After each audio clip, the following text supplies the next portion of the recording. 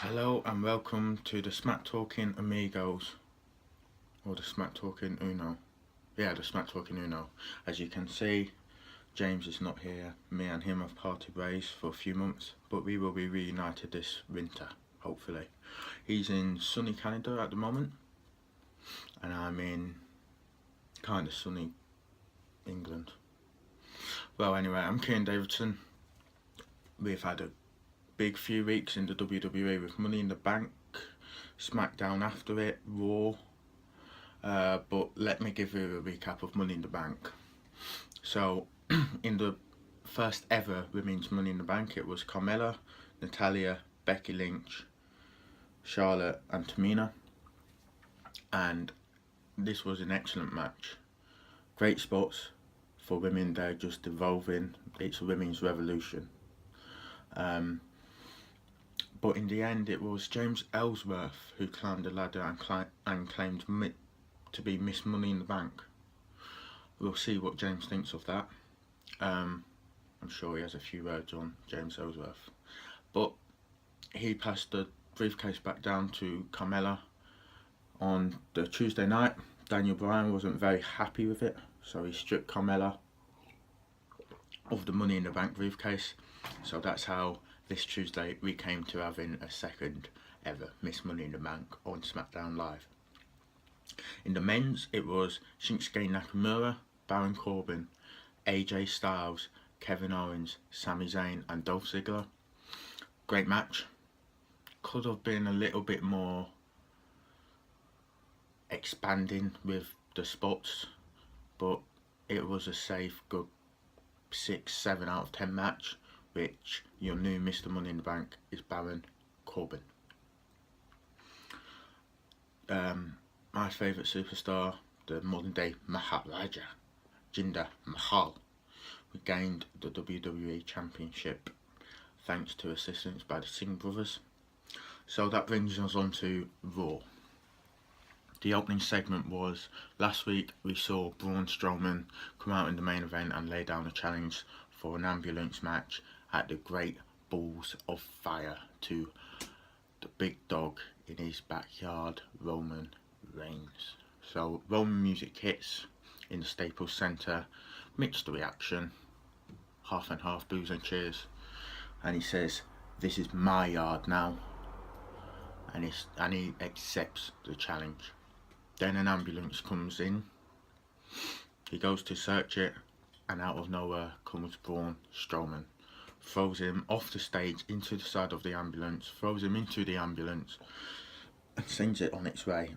If that happens next week at Great Balls of Fire, Braun Strowman will win the ambulance match against Roman Reigns. Then we kinda had a dream tag team pairing. First of all, it was Elias Sampson doing his guitar solo, whatever he does, and then Finn Balor came out, interrupted him again. What set up a impromptu match between the Hardy Boys and Finn Balor versus Elias Sampson and Sheamus and Cesaro, which Matt Hardy and Finn Balor ultimately won. This was a good solid match with a few good spots back and forth. You're always going to get that with the Hardys and with Sheamus and Cesaro, and with Finn Balor, to be fair. Elias Sampson is building up to be a nice solid star on Monday Night Raw. Maybe he's that special breath that Monday Night Raw needs. So then we have the Miz TV segment, and 3 BBB came out. I don't know who they are. One's an NBA star, one was a former Carolina Panther, and I don't know who the other one was. But this was a funny segment. Obviously there was a bit of controversy. Is it LeVar Bell? LeVar Bell's son dropped the N-word a few times in the segment. And Vince McMahon ain't very happy. But this brought out Dean Ambrose, and this set up a match between Dean Ambrose and two superstars versus The Miz, Curtis Axel and Bo Dallas. And I've gone mind blank, I can't think of who teams with Dean Ambrose. But Miz and the newly found alliance, the newly found Burr alliance, Bo Dallas and Curtis Axel ultimately won. So we move on to Enzo and Cass. Well, last week we saw that Big Cass was Enzo's attacker. He faked an attack himself to take the heat off him, take the eye off him for a bit. But Corey Graves brought up substantial evidence to show the WWE Universe that Big Cass was Enzo's attacker. If you cast your mind back to a few months ago, they were kind of building up to this when it originally happened. Corey Graves said, I would like to shake Enzo's attacker by the hand, and he shook Big Cass's hand. We were thinking it was an apology, but did Corey know all along that it was Big Cass? So Big Cass wanted to try and reconcile, Enzo wanted to try and reconcile this week with Big Cass, and this was very much a face heel turn in one segment.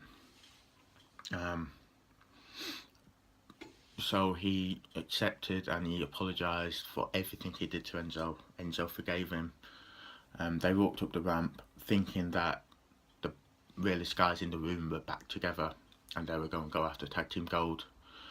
But ultimately, Big Cass delivered a clothesline from hell onto Enzo Amore and leant over him and said, "You can't teach that." We saw Seth Rollins. Well, this is strange because I've mentioned to James before that I think Seth Rollins is being held back. I think when he slayed the King at WrestleMania, he needed a push to the Universal title straight away. But since then, he's been caught in a feud with Samoa Joe and now Bray Wyatt. Okay, I agree with Bray Wyatt and Samoa Joe getting the time that they are deserving of. But Seth Rollins needs to be at the top end of the Universal Championship picture.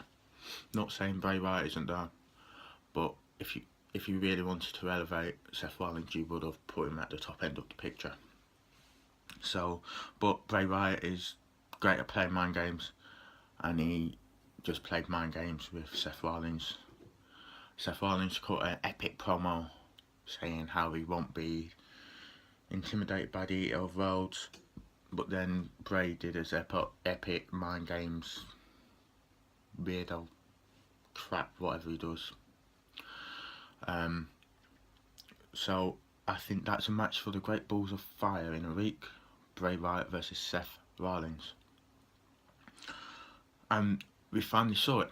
We finally saw Samoa Joe put the Kahina clutch onto Brock Lesnar 3 times. Nearly passed out twice. It only took security to take it off, to take Samoa Joe off of Brock Lesnar. But Brock Lesnar has to think in his mind, oh, that Kahina clutch, if that gets locked in at Great Balls of Fire, no one is protecting him, and we will have a new Universal Champion in a few weeks. Then we come on to our main event, a gauntlet match. Who will challenge Alexa Bliss for the women's title?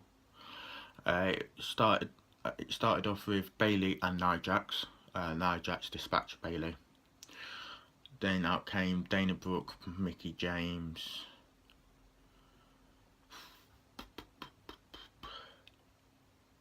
I'm trying to think. Emma. Yeah, Dana Brooke, Mickie James and Emma. Don't know in what order, but she dispatched them. Then out last came the boss, Sasha Banks. Nia looked in control of this, but out of nowhere, Sasha locked in the bank statement. Nia tapped out 1, 2, 3, so we have a new number one contender. That was match number 1 of the week that the Women Revolution main evented. So it's going to be Sasha Banks versus Alexa Bliss at the Great Balls of Fire. On to SmackDown. So it started with yes, Daniel Bryan cutting a promo, cutting a segment. Out comes Carmella saying she was wronged last week by being stripped of the Money in the Bank briefcase, and James Ellsworth I think kind of touching a soft spot with very raw spot with Daniel Bryan saying that he faked his injury. Daniel Bryan banned him from the building, so it would just be the 5 ladies in the match later on in the evening.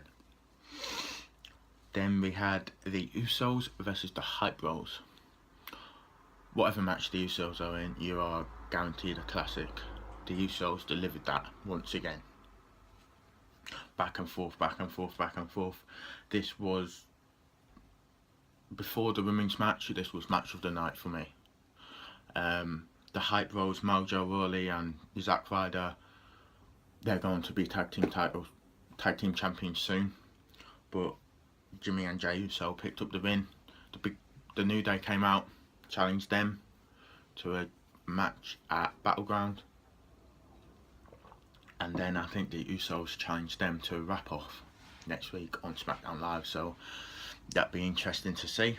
But we've got a tag team match, the New Day versus the Usos at Battleground for the WWE SmackDown Live Tag Team Championships. Next up was the Women's Championship, Lana versus Naomi. As the introduction was going, Lana blindsided Naomi, delivered that devastating, what I call it as Bexplex into a powerbomb,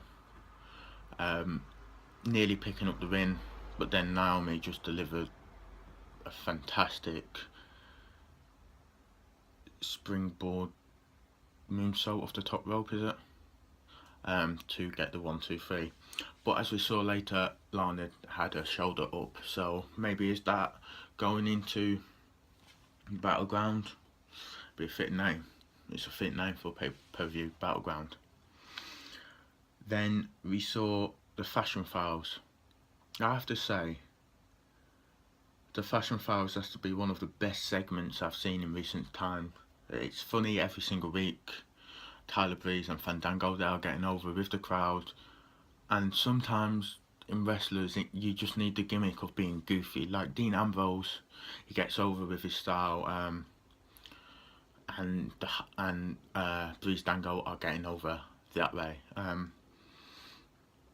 Like with the Hype Bros, I see them being tag team champions sometime in the near future, probably before the end of the year. But they're trying to find out who blindsided them, and this week they were interrogating the Ascension. What I think will possibly lead to a match at Battleground, maybe pre-show. Then we had Baron Corbin, Mr. Money in the Bank versus Sami Zayn, the underdog. Sami Zayn, if you ever want to get over a wrestler, Sami Zayn is the safe bet. Probably near enough to John Cena as possible. He will put on a great match, he will get that wrestler over, and he will leave it all out in the ring with 5-star matches. Sami Zayn, I think, is one of the most underrated wrestlers on the WWE roster at the moment. His skill set is unbelievable. He looked like he was gaining momentum in the match. What was a classic match between an underdog and a heel, a face and a heel. Good spots throughout the match. When Sami looked like he was gaining momentum, an absolute earth-shattering end of days from Baron Corbin. It's just a reminder to the WWE champion, if he hits that any time in the next year, he will cash in his Money in the Bank contract and be your new WWE champion. But as JBL said, the Money in the Bank briefcase almost guarantees you a WWE championship run.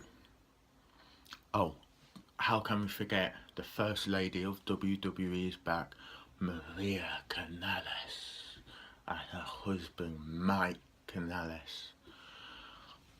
We've only seen 2 weeks of it, and already these segments are boring me. No offense to him, but Mike Bennett on TNA was probably the best wrestler on TNA after the Hardys left. So it'd be interesting to see how he does in a WWE ring with the plethora of talent going that little bit higher. He will have to expand his skill set, but can he still put on the 5-star matches? You would expect his first match will probably be Sami Zayn at Battleground in a few weeks. So Randy Orton comes out and says and proclaims that first off he RKO's Aiden English. Then he proclaims that he's not going to leave the ring until he gets Jinder Mahal. Jinder Mahal and the Singh brothers laid hands on the great Cowboy Bob Orton at Money in the Bank, St. Louis, Missouri, Randy Orton's hometown. Orton saw red and dismantled the Singh brothers, ultimately costing him the match. Shane came out and said, "We can't be having it, Randy. We can't be having it.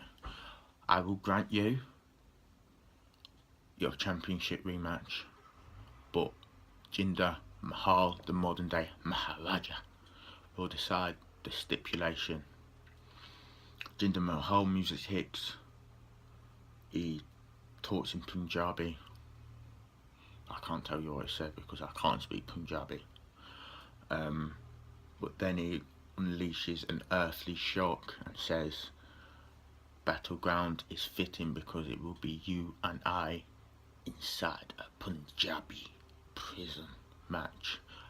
There's only ever been 2 in WWE history. Big Show and Undertaker in 2006 and The Great Khali versus Batista in 2007. This will be a fantastic match. I love the Punjabi prison match and I can't wait to see it again at Battleground in a few weeks. Now on to our main event. Just before the main event, Daniel Bryan announced that it's Memorial Day, Independence Day, Independence Day next week, and we're going to have an Independence Day Battle Royale.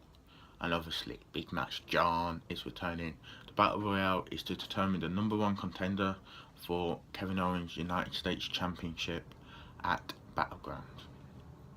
On to the main event, the second ever Miss Money in the Bank. This match far outweighed and was far better than the first Miss Money in the Bank. The spots were better, I think, because they had 9 days extra. 9 days more to prepare for the Money in the Bank match. They knew what they were expecting. They could go that little bit further, and they were going all out. Becky again is the nearly girl. All superstars came so close to nicking the Money in the Bank briefcase. So Becky looked like she cleaned up shop, took off Carmella. Then James Ellsworth came out with no one in the ring, looked like climbing the ladder. Carmella wanted him to pass the briefcase again. Becky Lynch pushed over the ladder. James Ellsworth may never be able to have children again. Then it looked like Becky was going to claim and be the first ever Miss Money in the Bank. Becky got bank. But Carmella, kudos to her, did it her own way. As Becky was climbing up, she took a steel chair to the back of her leg, back of her knee, and hit her in the back to just pave the way for her to climb the Miss Money in the Bank. And you could see that elation. On Carmella as she was announced as our new Miss Money in the Bank. It goes to be seen. But over the last 2 weeks, Carmella has cut epic promos. Her in-ring skills are fantastic. Her mic skills are fantastic. There's a top SmackDown Live Women's Champion in Carmella. And I think WWE will be pushing for that very, very soon, sooner rather than later. Maybe she might cash in at Battleground on maybe Lana or Naomi. But anyway, leave comments below or questions. If you ask us, we will gladly respond. Thank you for watching Smacktalking Amigos. You can follow us at WWE Amigos on Twitter and on Instagram. #STA, #Smacktalking Amigo. Not Smacktalking Amigos, because there's only one of me. Or Smacktalking Uno. Peace.